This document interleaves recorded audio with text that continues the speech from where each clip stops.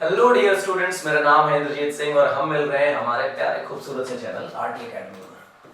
RT academy आपको physics, chemistry, maths और biology के 11th और 12th क्लास के ईयर लॉन्ग लेक्चर सीरीज दे रहा है, और वो भी आपके स्कूल एग्जाम्स और बोर्ड एग्जाम्स को फोकस करते हुए। ऐसा ना हो कि आपके बोर्ड एग्जाम्स और स्कूल एग्जाम्स इतने खराब हो जाए कि आपका कॉन्फिडेंस इतना नीचे हो जाए कि आप कंपटीशन देने की इच्छा ही ना जता पाए। तो आप अपने इस पूरे सिलेबस को अपने बोर्ड एग्जामिनेशन के डिमांड के अकॉर्डिंग प्रिपेयर करें हमारे साथ पूरे साल। और जो भी कॉन्सेप्ट्स आपके अपने ऑफलाइन लेक्चर्स में खराब हुए हैं, मिस हो गए हैं या कॉन्सेप्ट डेवलप नहीं हो पाए हैं, उनको हमारे साथ डेवलप करिए और डिटेल में डेवलप करिए। आप ज्वाइन करेंगे, अच्छा लगेगा। क्लास 11th की फिजिक्स चल रही है और नया चैप्टर स्टार्ट हुआ है, and that is forces and Newton's laws of motion. ये बहुत खास चैप्टर है और न्यूटन्स लॉज आज का एजेंडा है। मतलब जो न्यूटन भैया के 3 नियम हैं वो आज हम डिस्कस करेंगे। चलिए आइए शुरू करते हैं। पहला नियम क्या है न्यूटन का? न्यूटन साहब का स्टेटमेंट नहीं है ये जो हम लोग स्टैंडर्ड पढ़ा करते हैं अपने टेक्स्ट बुक में। न्यूटन साहब का स्टेटमेंट थोड़ा सा अलग है, ये गैलीलियो का स्टेटमेंट है, लेकिन दोनों का मतलब एक ही है। क्योंकि हमें यही स्कूल में लिखना होता है, इसलिए हम ये इस्तेमाल करेंगे, तो इससे बचेंगे नहीं। चलिए आइए करते हैं। क्या कह रहा है? फर्स्ट लॉ कहता है body at rest will remain at rest. मतलब बॉडी रेस्ट पे है तो रेस्ट पे रहेगी, क्योंकि वो रहना चाहती है। इनर्शिया हम पढ़ चुके हैं पिछले लेक्चर में।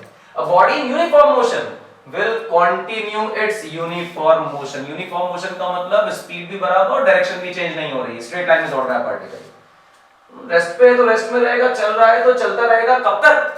जब तक उसके ऊपर कोई फोर्स न लगा दी जाए, until unless it is acted upon by an external unbalanced force। दो शब्द इस्तेमाल किए गए। पहला शब्द है एक्सटर्नल फोर्स, यानी बॉडी अपने आप पर कोई फोर्स लगा के खुद का स्टेट चेंज नहीं कर सकती। कोई दूसरा बाहर का एजेंट चाहिए, एक्सटर्नल फोर्स चाहिए, एक्सटर्नल एजेंट से फोर्स चाहिए, एक्सटर्नल सोर्स चाहिए। दूसरा शब्द इस्तेमाल किया गया है अनबैलेंस्ड।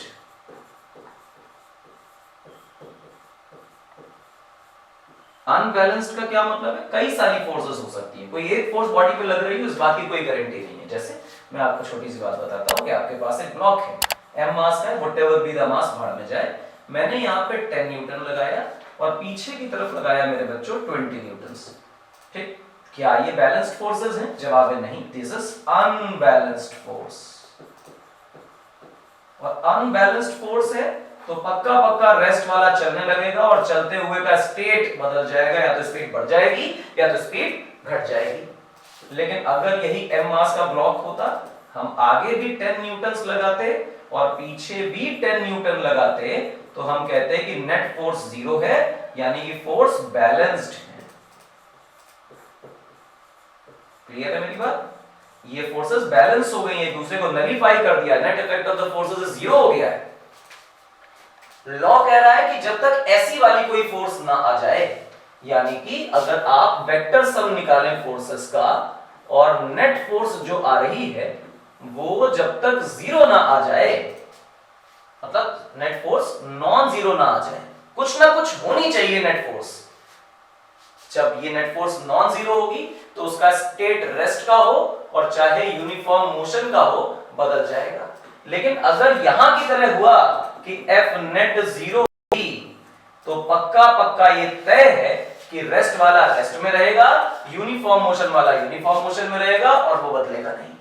अच्छा, ये तो इनर्शिया की कहानी है कि बॉडी अपने आप से अपने स्टेट को चेंज करना नहीं चाहती, चाहे वो मोशन का स्टेट हो, चाहे वो अपनी डायरेक्शन मेंटेन करना चाहती हो, चाहे रेस्ट का स्टेट हो, अपने आप किसी भी तरह के स्टेट में कोई चेंज लाना नहीं चाहती। ये न्यूटन का नियम है। बात तो सही है, पर इसको तो इनर्शिया बोलते थे। इसी वजह से इस लॉ को लॉ ऑफ इनर्शिया बोला जाता है। This is also called as law of inertia. मेरी बात समझ आई? इसे हम बोलते हैं लॉ ऑफ इनर्शिया। बहुत इंपॉर्टेंट है, ध्यान देंगे इस पे। ये लॉ ऑफ इनर्शिया कहलाता है। गैलीलियो स्टेटमेंट है, हम न्यूटन स्टेटमेंट की तरह से पढ़ लेते हैं। टेक्स्ट बुक में लिखा होता तो मानना ही पड़ेगा, ऐसे थोड़ा सा हिला हुआ है न्यूटन्स लॉ, कोई बात नहीं, ये फर्स्ट लॉ है। तो मतलब कुल मिला के स्टेट ऑफ रेस्ट और मोशन को चेंज करने का मतलब है कि हम एक्सेलरेशन लेकर आए।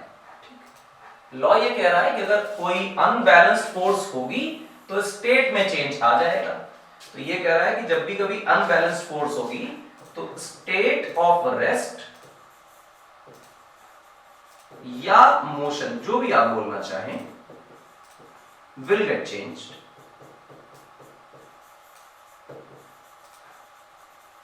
तो स्टेट ऑफ रेस्ट या मोशन में परिवर्तन आ जाएगा। और अनबैलेंस्ड फोर्स का मतलब है, या इसका उल्टा कर लो, अभी देख लो कि स्टेट ऑफ रेस्ट और मोशन में परिवर्तन आने का क्या मतलब है। स्टेट ऑफ रेस्ट या मोशन में चेंज आने का मतलब है कि पक्का पक्का एक्सेलरेशन होगा ही होगा, नॉन जीरो एक्सेलरेशन। क्योंकि स्टेट ऑफ रेस्ट और मोशन में चेंज आने का मतलब काइनेमेटिक्स सिखा के गया है कि एक्सेलरेशन होना चाहिए। अगर एक्सेलरेशन है तो स्पीड या वेलोसिटी में परिवर्तन आएगा। अच्छा, और अनबैलेंस्ड फोर्स का क्या मतलब? अनबैलेंस्ड फोर्स का मतलब है कि जो नेट फोर्स है वो नॉन जीरो होनी चाहिए। इसका मतलब ये हुआ कि अगर F नेट जीरो है तो एक्सेलरेशन भी जीरो है, और अगर F नेट नॉन जीरो है तो एक्सेलरेशन भी नॉन जीरो है। तो पहला नियम आपको ये बता देता है कि फोर्स के होने से एक्सेलरेशन आता है। फोर्स के होने से एक्सेलरेशन आता है। ये नहीं बताता कि कितनी फोर्स है कितना एक्सेलरेशन, पर ये बताता है कि एक्सेलरेशन आने का कारण फोर्स ही है। ठीक है ना मेरी बात? This is the first law. Second law कहता है the rate of change of linear momentum of a body is directly proportional to the net external force applied on it. The rate of change of linear momentum. First of all, linear momentum. Linear momentum is p vector, that is mv vector. अच्छा, rate of change of linear momentum यानी d by dt of linear momentum. This is called as rate of change of p vector, that is called as linear momentum. अच्छा, ये कह रहा है it is directly proportional to the net force applied, net external force. अपनी force से वैसे भी state में कोई चेंज नहीं आता, तो कॉमन सेंस है कि नेट एक्सटर्नल फोर्स की बात करनी पड़ेगी। नेट वर्ड लगा ये इंपॉर्टेंट है, किसी एक फोर्स को लेकर नहीं।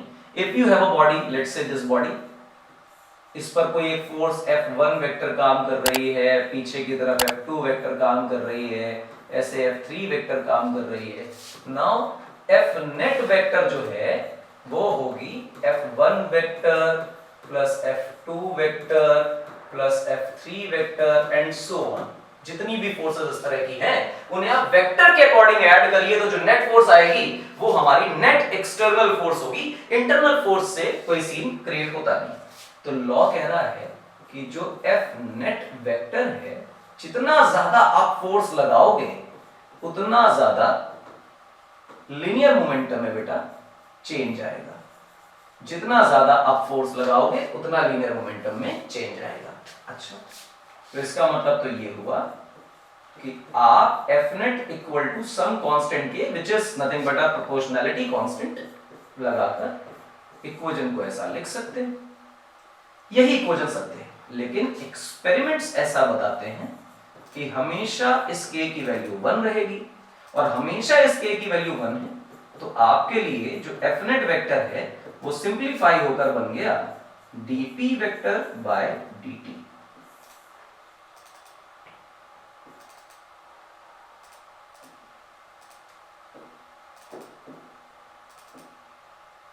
dp वेक्टर बाय dt, ठीक है ना? ये हमारा न्यूटन्स सेकंड लॉ है। क्या लिखेंगे इसे?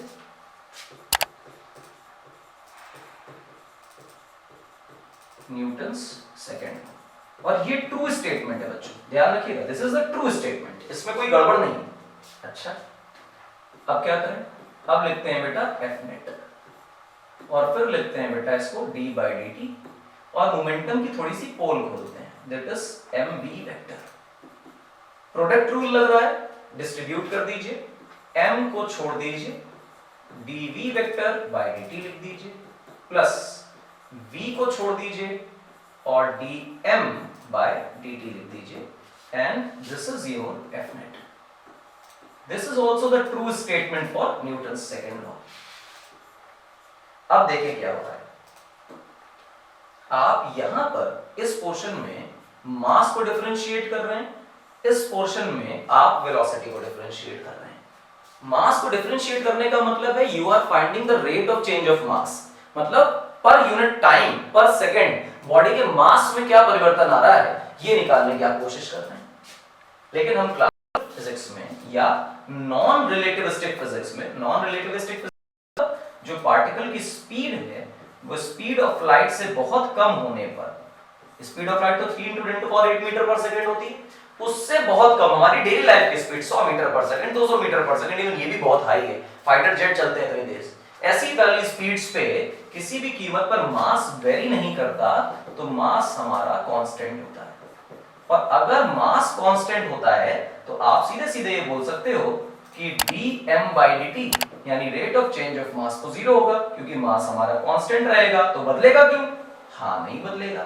अच्छा, इसको दूसरी तरह से सोच सकते हो, कांस्टेंट का डिफरेंशिएशन जीरो है, तो चाहो इसे मैथ से देखो और चाहो इसे फिजिक्स से देखो, तो फिर ये जो सेकंड वाला टर्म है दिस शूड्स टू बी जीरो, ये पूरा का पूरा टर्म आपका जीरो हो जाएगा अगर ये कंडीशन अप्लाई कर दी जाए। मैं ऊपर जीरो नहीं करता हूं, अब मैं आपको फाइनल स्टेटमेंट लिखता हूं जो हम अपनी क्लासिकल फिजिक्स में, सो कॉल्ड क्लासिकल फिजिक्स में इस्तेमाल करेंगे, that is dv/dt।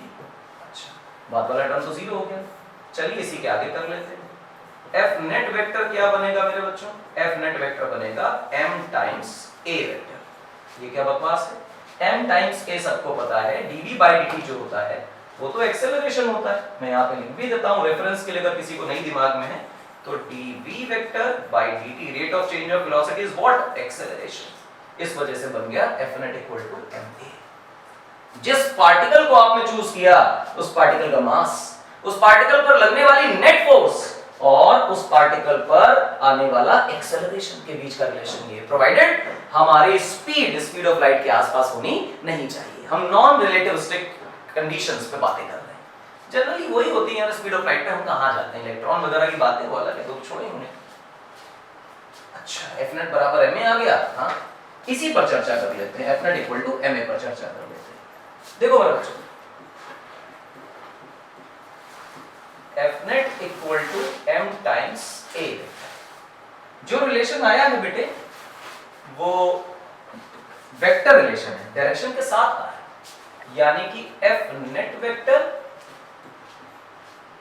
Is parallel to acceleration vector, यानी जिस डायरेक्शन में आ रही है फोर्स उसी डायरेक्शन में आएगा बच्चों एक्सेलरेशन। पहली बात तो ये, जहां नेट फोर्स आ रही है, रिजल्टेंट फोर्स आ रही है, वहीं पर आएगा एक्सेलरेशन। दूसरी बात सुनो, दूसरी बात क्या है कि आपके पास किसी बॉडी पर एक फोर्स, दूसरी फोर्स, तीसरी फोर्स, चौथी फोर्स कुछ भी लग सकती है, इनसे बनने वाली रिजल्टेंट फोर्स कुछ होगी। रिजल्टेंट फोर्स जो भी है वो एक्चुअली इनमें से कोई भी नहीं है ना। आपने 20 लगाया, 10 लगाया, 5 लगाया, 7 लगाया, व्हाटएवर यू हैव डन, लेकिन आपने F net कोई फोर्स नहीं लगाई थी, आपने तो इंडिविजुअल रियल फोर्सेस लगाई थी।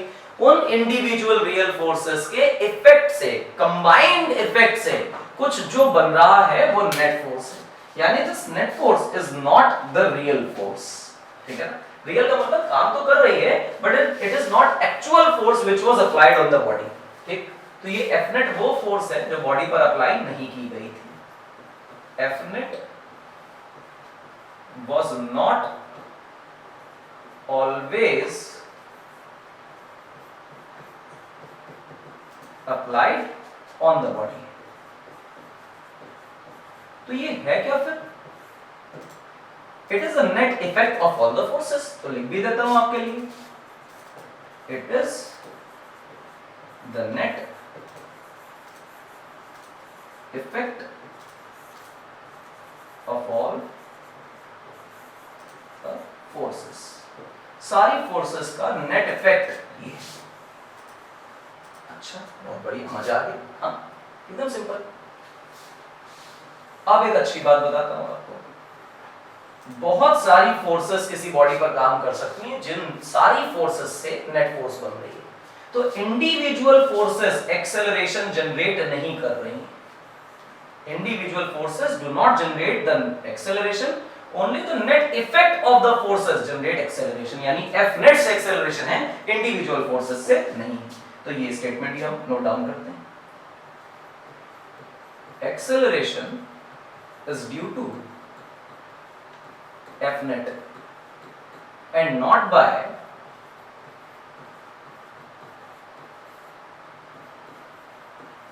the individual forces.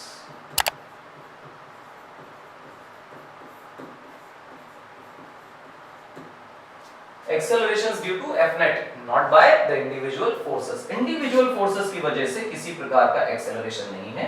एक्सेलरेशन होने का मुख्य कारण जो है वो नेट फोर्स है.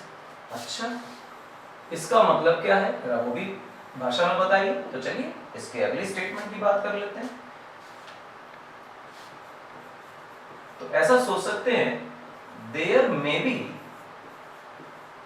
Several forces acting on the body.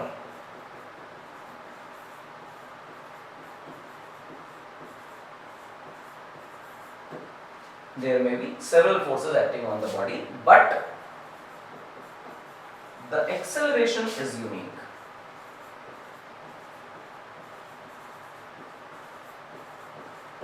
बहुत सारी फोर्सेस एक साथ बॉडी पर काम कर सकती हैं, लेकिन ऐसा है कि उनकी वजह से नेट फोर्स तो कुछ आएगी, और उस नेट फोर्स की वजह से एक्सेलरेशन है, तो चाहे 10 फोर्स काम करे चाहे 100 फोर्स काम करे, एक्सेलरेशन तो एक ही होगा, और वो एक्सेलरेशन नेट फोर्स की वजह से. अच्छा, एक बात और ध्यान रखें कि बॉडी पर लगने वाला फोर्स फ्रेम पर डिपेंड नहीं करता, लेकिन एक्सेलरेशन फ्रेम पर डिपेंड करता है. तो एक नई बात और लेते हैं, यहीं से सूडो फोर्स का कांसेप्ट आएगा. आपने सुना होगा, लेकिन फिर भी अगर नहीं सुना तो कोई दिक्कत नहीं. Force does not depend on frame, but acceleration depends. Frame पर फोर्स डिपेंड नहीं करती, पर एक्सेलरेशन करता है. तो फ्रेम बदलने पर हो सकता है कि कोई ऐसा फ्रेम हमें मिल जाए जिनमें ये लॉ कंसिस्टेंट न रहे. अभी तो नियम पढ़ा रहे हो, नियम पढ़ा के कह रहे हो कंसिस्टेंट नहीं रहेंगे. ऐसा ही चलता है. न्यूटन्स लॉ दुनिया में हर जगह काम नहीं करते हैं. ये बहुत फंडामेंटल लॉ है. जब हम 11th में आए हैं तो बहुत एक्सपैंड कर रहे हैं फिजिक्स को, लेकिन एक्सपैंड करते हुए पहली सीढ़ी तो चढ़नी ही. तो पहली सीढ़ी जब चढ़ेंगे तो बिल्कुल हिस्टोरिक वे में पढ़ते हुए बेसिक मोस्ट फंडामेंटल लॉ से धीरे धीरे ऊपर चढ़ेंगे. और फंडामेंटल लॉज जो बनाए गए शुरुआत में, उनके बाद नए नियमों की जरूरत इसलिए पड़ी क्योंकि वो सफिशिएंट नहीं थे. तो हम वो इनसफिशिएंट टाइप के लॉज को पढ़ेंगे जो बहुत मोटे तौर पर हमारी डेली लाइफ में बहुत स्ट्रिक्टली यूजफुल है और काम करते हैं, लेकिन इस यूनिवर्स के हर स्केल में, लार्ज स्केल और बहुत स्मॉल स्केल में हमेशा काम नहीं करते. तो हम अपनी डेली लाइफ में इस्तेमाल करने के लिए इनका इस्तेमाल करते हैं. बाकी अच्छी अच्छी जगह साइंटिफिक कैलकुलेशंस वगैरह में इसको इग्नोर करते हैं. तो छोटी छोटी बातें हम करते चलेंगे. फिलहाल ये था हमारा सेकंड लॉ. दिमाग में इस बात को रखना है, it is very much important. अगले पे आते हैं, द थर्ड लॉ. बचपन से याद होता है, every action has an equal and opposite reaction. मतलब मैंने डांटा, आपने हमें डांट दिया, ये एक्शन रिएक्शन नहीं है. न्यूटन साहब की पूरी जो उनका वर्क है उसे जब आप पढ़ेंगे तो आपको पता चलेगा कि न्यूटन साहब कभी भी अपने वर्क को बहुत साइंटिफिक लैंग्वेज में नहीं लिखा करते थे. वो चीजों को बहुत सोशल लैंग्वेज में लिखा करते थे. Actually he was not a science student, है ना. उनके पास एमए की डिग्री थी. तो न्यूटन साहब जो हैं वो बहुत साइंटिफिक लैंग्वेज से बचकर बहुत सोशल लैंग्वेज का इस्तेमाल करते थे, इसलिए उन्होंने एक्शन रिएक्शन लिखा. Every action has an equal and opposite reaction. बचपन से स्टोरी याद है, कोई बड़ी बात नहीं है. जो बड़ी बात ये है वो ये कि एक्शन का मतलब फोर्स से है, ठीक है ना, और रिएक्शन का भी मतलब फोर्स से है. यानी अगर कोई एक बॉडी दूसरी बॉडी पर फोर्स लगाती है तो इक्वल अमाउंट का जस्ट ऑपोजिट डायरेक्शन में दूसरी बॉडी पहली बॉडी पर फोर्स लगाती है. यानी tan tan tan tan tan tan, ये बॉडी 1, ये बॉडी 2. इस बॉडी ने सेकंड बॉडी पर आगे की तरफ F फोर्स लगाया, लेट सपोज लगाया, तो दूसरी बॉडी भी शांत नहीं रहेगी. इक्वल अमाउंट का ऑपोजिट डायरेक्शन में, जस्ट ऑपोजिट डायरेक्शन में 180 डिग्रीज में पहली बॉडी पर फोर्स लगाएंगे. हम इस वाली फोर्स को नाम देते हैं force on body 1 due to body 2. पहली वाली बॉडी पर फोर्स सेकंड बॉडी की वजह से, और इसे नाम देते हैं force on body 2 due to body 1, और आपको दिखाई दे रहा है कि force of on 1 due to 2 magnitudes में बराबर है 2 1 के। लेकिन अगर मैं इसे वेक्टर्स में लिखना चाहूं तो मुझे डायरेक्शन भी दिखानी पड़ेगी, तो मैं यहां पर माइनस लगा दूंगा और माइनस लगा के इंश्योर करूंगा कि भैया मैग्नीट्यूड बराबर है और डायरेक्शन 180 डिग्री है, जस्ट ऑपोजिट है। अरे वाह, मजा आ गया। ये जो दो फोर्सेस आप निकाल कर दे रहे हैं, ये दो फोर्सेस आप निकाल के दे रहे हैं F12 F21, आप इनका नाम देते हैं। क्या नाम देते हैं? आप इन्हें नाम देते हैं action, reaction, pair. Action reaction pair, एक फोर्स एक्शन एक फोर्स रिएक्शन। हाँ, एक फोर्स एक्शन एक फोर्स रिएक्शन। अच्छा, तो पहले कौन सी फोर्स लगी? पहले एक्शन लगी और बाद में कौन सी लगी? रिएक्शन। गलत, दोनों साथ में लगती है। तो एक्शन रिएक्शन क्यों नाम दिया है? वो उनकी घरेलू भाषा है न्यूटन साहब की। तो इससे भ्रमित नहीं होना है कि यार एक्शन पहले लगा और रिएक्शन बाद में हुआ। तो पहला तो एक्शन रिएक्शन, इन शब्द का मतलब मैंने क्लियर किया कि आप भी दिमाग में रखिए, मतलब फोर्स से है, किसी एक्शन से नहीं। दूसरा, पहले कौन लग रहा है इसका कांसेप्ट नहीं है। यू कैन नॉट आइडेंटिफाई कि एक्शन पहले या रिएक्शन पहले। अगर एक्शन रिएक्शन में कोई पहले और कोई बाद में नहीं है, साइमल्टेनियस लग रहे हैं, तो हम किसे एक्शन कहें? किसी को भी। किसे रिएक्शन कहें? किसी को भी, कोई फर्क नहीं पड़ता। अच्छा, चलो एक छोटी सी बात बताते हैं।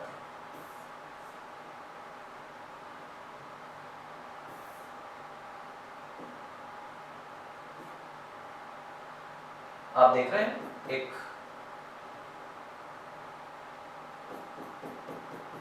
टेबल पर एक ब्लॉक रख दिया। ब्लॉक पर डाउनवर्ड डायरेक्शन में आपको देखना चाहिए कि एक mg उसका वेट काम करेगा, और अपवर्ड डायरेक्शन में आपको देखना चाहिए कि नॉर्मल रिएक्शन फोर्स काम करेगा। क्योंकि ब्लॉक रेस्ट पर है, टेबल से चलकर नहीं जा रहा, तो आप कहेंगे नेट फोर्स 0 है, और नेट फोर्स 0 है तो जितनी फोर्स ऊपर लगी उतनी फोर्स नीचे लगी, तो आप कह देंगे कि नॉर्मल इक्वल टू mg है। हाँ, तो क्या ये दोनों एक्शन रिएक्शन है? इक्वल है? हाँ। ऑपोजिट है? हाँ।